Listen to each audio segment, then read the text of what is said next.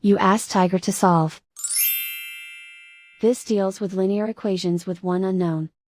The final result is d equals 156. Let's solve it step by step. Swap sides. Group all constants on the right side of the equation. Subtract 13 from both sides. Group like terms.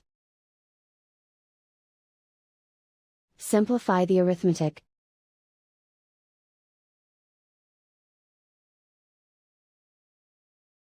Isolate the d.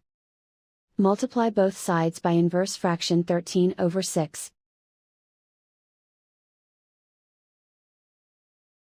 Group like terms.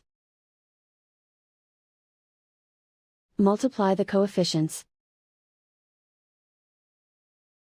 Simplify the fraction. Multiply the fractions. Simplify the arithmetic. And so the final result is d equals 156.